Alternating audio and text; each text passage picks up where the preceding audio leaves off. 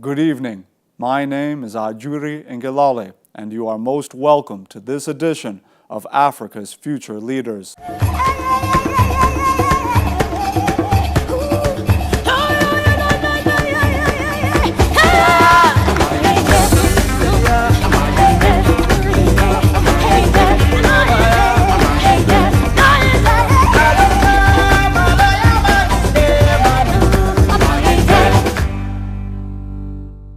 On the last edition of the program, we identified several statistical proofs which indicate that the median age of leaders in developed countries are up to 2 decades younger than the median age of leaders in developing countries.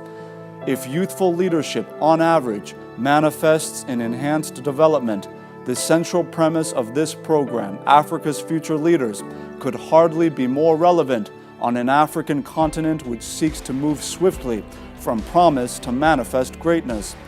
After hearing the account given by several young African leaders who have driven the engine of change in very difficult conditions last week on the program, we are excited to offer you a close-up view to an up-and-coming young African leader.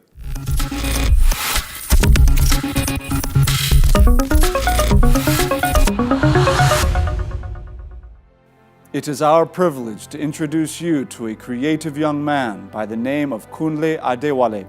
Selected as a Mandela Washington Fellow for his work as a creative artist and teacher, Kunle has used his immense talents to inspire a generation of children to look beyond their immediate difficulties in life, while daring them to dream bigger and aim higher, not just for success, but for healing.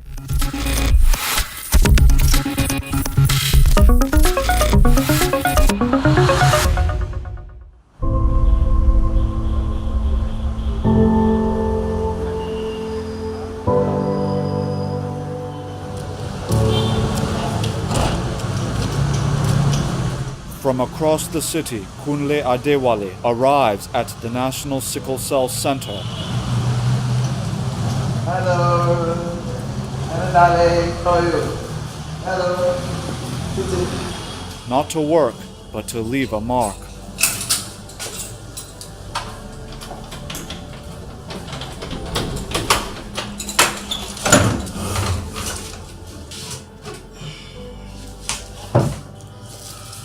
Well versed in the arts, he plans a day of activities for sickle cell survivors.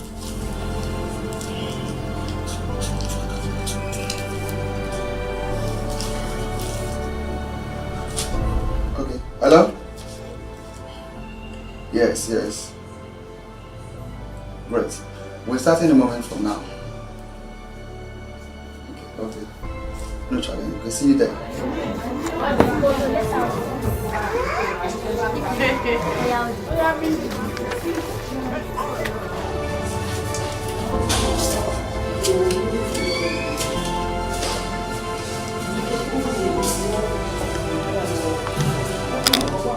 Surrounded by art which he inspired afflicted children to create, it's now time to engage.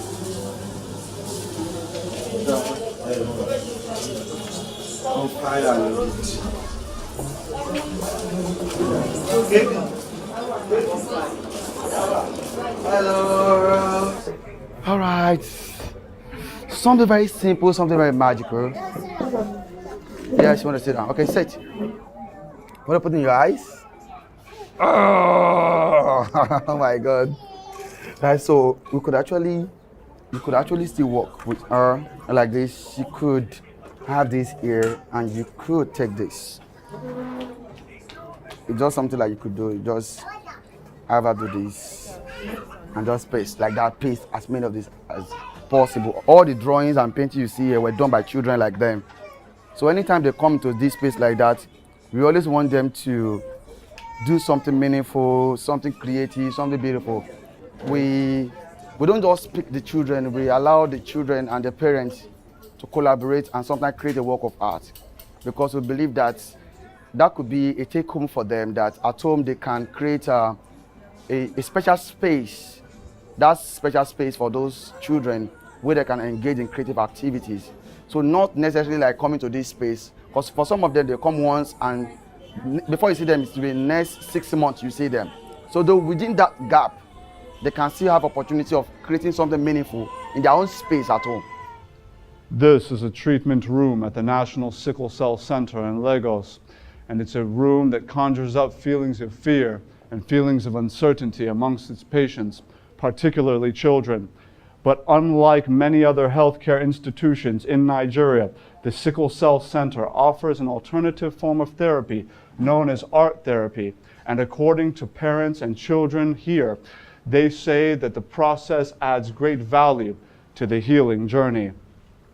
Okay, so roll it, keep rolling, gradually, small, little by little. Good. So roll it up. Careful, darling. Good. So you roll it this way. You need to take more paint and do that. So one of the benefits of art therapy is that it boosts their confidence level, it increases their self-esteem. They are not afraid of making mistakes, and I think that's how life should be lived, that we take risk. We are not afraid of making mistakes, because in our mistake lies our growth and development. So that's for them now, they are not afraid to make a move, to do something beautiful with their lives. I'm happy seeing them doing this. Okay, that's great. And that's one of the joy of art therapy. It reduces stress. Yes. It brings in calmness and allow parents to really take care of their words and also prepare them for whatever the doctor want to attend to them on. It prepares their mind, and they really want to come back. Okay, let me finish my works, and brings a lot of happiness and joy. You see? Right? So I will miss you, darling. All right? So I had to wait for her to finish so that she won't get bad. She won't feel bad. Mommy, I didn't finish my work. So if this can be encouraged in other hospitals, I think it would be great. So he had his shoe on him, he wasn't wearing his shoes. So I said, can I help you with your sandals? So he started smiling, so he gave me his legs. So I started helping him to put his shoes on and all that. So since morning, he had been running after me, daddy. And that says a lot about children, that when you care for them, when you cater for them, there's this affection, there's this natural, they gravitate towards you. I was walking at the back there, he came around to looking at what I'm doing, okay, I want to work with you and all that. So it's, you see now, he really want to make his own work today. Except he does his own, nothing is going to happen here today. Right? Are you ready? Good. I remember very well when I was growing up, one of the places I don't like going to is the hospital because of the smell, and I think about the painful experience too. And I think that's a major factor for me, a motivation for me for starting up this art therapy here in Nigeria, where we can use arts to transform the hospital healthcare experience for patients and their caregivers. And that alone has really, really helped a great deal in terms of engagement and also healing process for children and young adults who come into this space. If you look at some of the works that some of them have done, like a work like this that brings in hope, because when they come in, look, some of them are so depressed, are so stressed out and so full of anxiety, and art to a great deal has really helped them to reduce that level of anxiety and help them to manage stress. And I think that a great deal has really been very impactful to what we do here, and bringing in hope, bringing in healing, bringing in, you see this fantastic connection here, the intersectionality of works that we have in this space, that irrespective of our challenges globally, we are one, we are all connected. So we are all connected in providing solutions to our challenges or problems, and that's what we have in this space. You have this letter S here and letter A here. Talks about the genotype, whether you are AA, whether you are AS, whether you are SS. Irrespective of genotype, we are all connected. Art therapy, to me, it relieves stress, like pains and some psychological stuff in my body. That's what art therapy means to me. So, okay, you have been able to put up these artworks, so... So this last week Wednesday to ease the pain in my head, just bring us something up like this. Would you like to do anything? If you come in the mornings and you see the children whilst they're waiting to see their genetic counselor, or for other procedures, there's something we call TCD, big names, the children are tense. Their mothers usually bring them agitated. But once Kunle walks in with his art materials and spreads everything out on the table for them and says, Yeah, keep rolling it, darling. do something. Keep rolling Try it. your hands out on it. Most of them have never done anything like that. One child drew something, his family on one side of his canvas, and himself at the far end of the canvas. He was all black and ugly, that's where he put it. And his family was bright and happy. And he said his family didn't like him. So he's stigmatized. This is the way they treat him. He's not treated well. He's not liked. But he wasn't able to put this in words. It was when the counselor saw this artwork, he said, I have to get the whole family together and counsel them.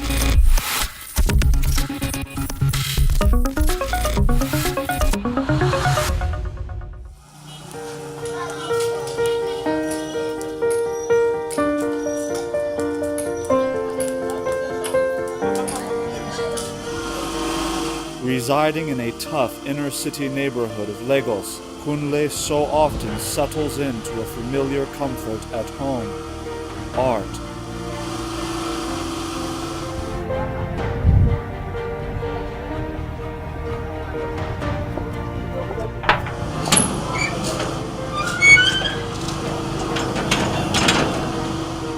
We pay him a visit to know more.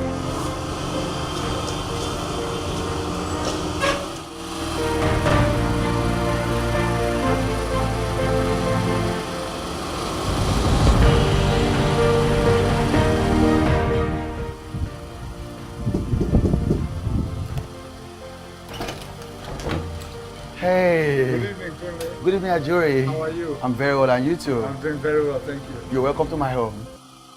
It's become very clear in watching you conduct your various methods of contribution that art is a focal point. It's central to you. Can you talk a little bit about where that came from? My father. My dad is someone that lost children. My dad happened to be a farmer, and some of the produce from his farm he shared with his community. He shared with a neighbor, and before you know it, anytime my daddy walked past, hey, they call him, and he usually buy gifts and give to children in the environment. So my dad was very, very popular. Very, very popular. Even from distance, you see children rushing towards him, trying to like, oh, Baba Loko, they call him, that's the name they call him. And I think that's something remarkable I picked from my dad. Love for children, that warmth, that reception, that affection, wanting life to be better for somebody else. I picked that from my dad. So people tend to gravitate towards me and, okay, how are you doing? And all that. And for someone who is depressed and somebody who's just moody, losing up and is happy. Hey, okay, let's talk about you. And that's it. That's something about my dad. Growing up in Lagos State's infamous Mushin slums, Kunle found beauty and solace in a dangerous and impoverished slum. Let's say maybe around 8, 10, thereabouts. I think around that period of time that I could pick things in the environment and I could bring them together and create something lovely. And I think that in the long run also reflects in my struggle as a young man. Pablo Picasso said that art washes away the dust of everyday life. What that translates into is that there's enough materials around you to create anything you want to do. So for me as a young child that grew up in an environment like the slum, there are a lot of tailor shops around us. And as a child, see us running around the street and all that, playing around. So while playing around, I was able to find those objects. And while I found those objects, I was able to bring them together and use papers, use glue, draw with pencil, cut them with scissors, and start pasting them bit by bit by bit by bit until they become a very beautiful picture. And I think that resonates with my life's mission, my life purpose, that I'm born to reach out, picking one life at a time and bringing meaning to their lives. It's an inspiring story. It's, I have to tell you, it's, this one is not for camera, it's an inspiring story. I'm telling you, one can just listen to this story and want to weep for joy. It's a beautiful story. Now, Don, what is this? What is this? After spending many years as a primary school teacher, the U.S. government's Young African Leaders Initiative, YALI, selected Kunle for a 6-week course in America, a moment that would change his life. When I was about traveling for YALI program, I actually resigned. I was working as a full-time teacher in the school. I was a primary school teacher. So I told myself, okay, after I return from YALI, my life must not be the same again. I can't go for YALI program and come back and remain on the same spot. And I want to tell you, ever since I resigned, now I'm on my own as a young social entrepreneur. I'm doing better, I'm living better. I have time for my community, I have time for my family, I have time to do whatever I need to do because I realize that YALI has given me so much and I have so much to give back. My wife is very inspirational and instrumental to what I do. As a matter of fact, when I was traveling to US for the first time, my first time of traveling out of the country, I ensured that I did a work of art for her titled My African Queen. The work is there, the art is there. Wow, that's very beautiful. Yeah, I see the gaze, the elegance, Wow. the fabrics and everything. Just like, anytime she think about me, she can relate with the work I did for her. Through YALI program, I've been able to do a lot of, make a lot of progress and success here in Nigeria.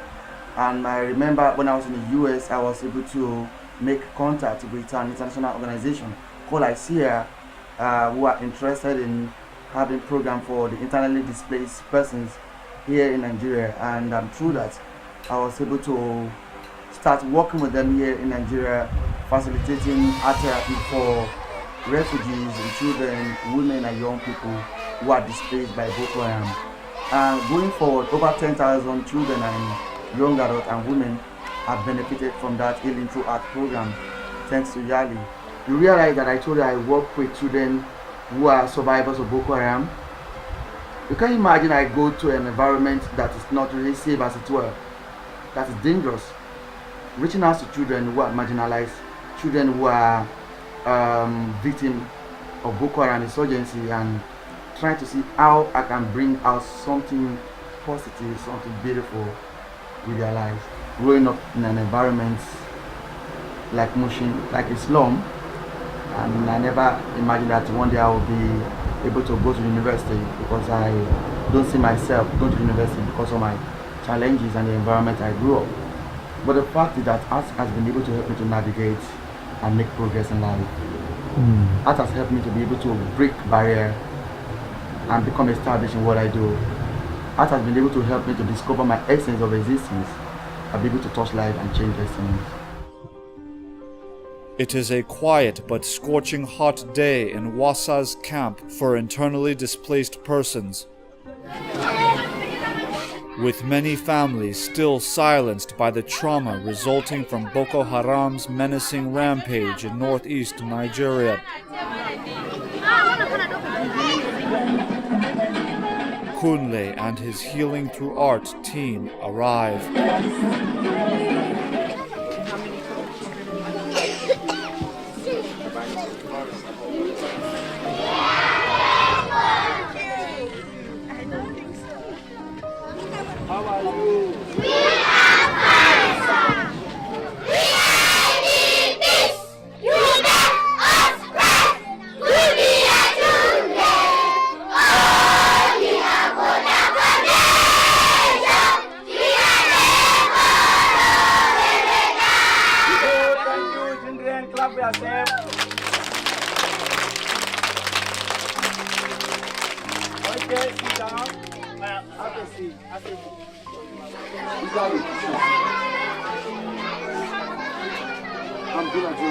So yeah, so take this. Take this one. Okay, it's for you. So dab it like this. Encouraging them to express themselves, he teaches them how to apply the instruments of art. Here, dab it. Right? And one of the things we use for children who are displaced, who have experienced a lot of trauma, is using art as a form of therapy. Using art as a form of therapy for them to help them overcome the challenges they've been through. Children express that which their words cannot communicate. From Borno's Gwoza community, 13-year-old Zakaria paints his memory: a home, a helicopter, a soldier, a militant, and an armored carrier, all painted on a sea of red blood. Having gone from one extreme and then you're now coming with this kind of positive energy, the vibrancy. Talk to us about what you've seen in terms of the response of these young children.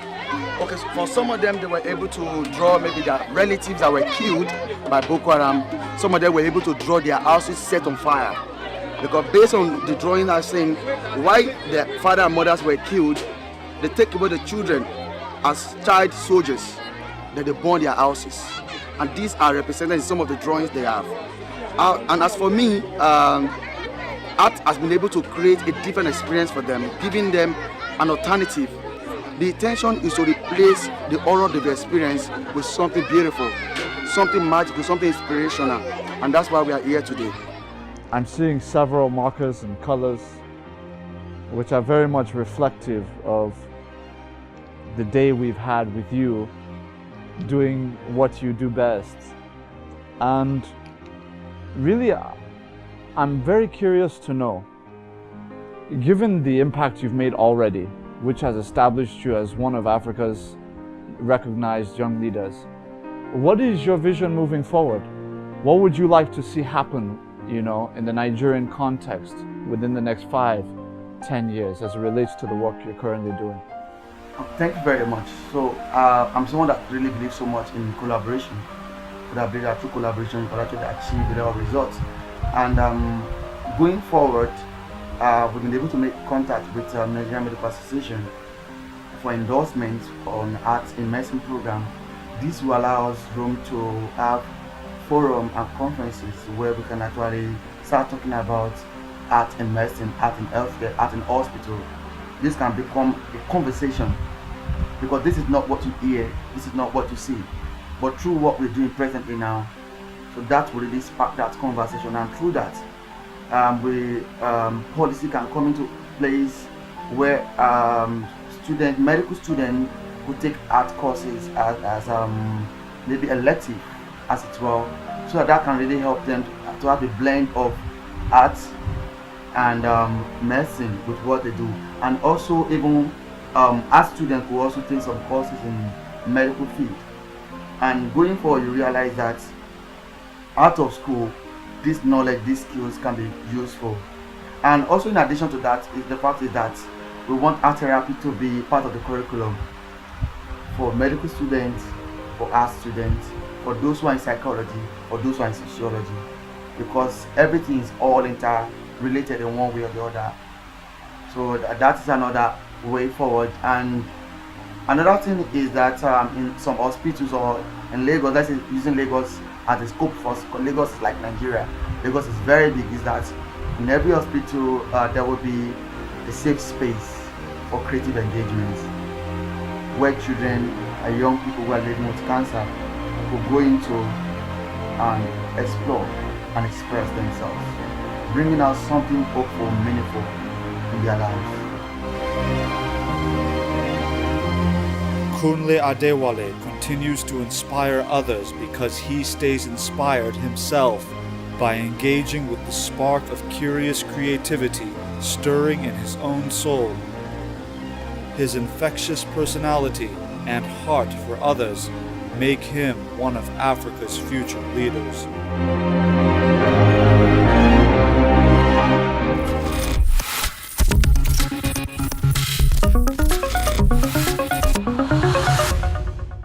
The reaction of so many young children to Kunle Adewale is something that will stay with me for a long time. Kunle has demonstrated that what was once regarded as a hobby can now be considered as a legitimate means of empowerment and tangible healing for the sick, in no small part due to the dogged determination of this young Nigerian. Next week on the program, we take you back to Nairobi, Kenya, where we are honored to hear from a young Ugandan Nobel Peace Prize nominee, Victor Ochen, amongst several other young African leaders who offer their moving accounts of sacrifice, determination, and ultimately achievement in the face of daunting odds. Please join me right here next week for the inspiring stories of these deeply engaging young African leaders. My name is Ajuri Ngilale. Until next time, lead where you are, and followers will find you.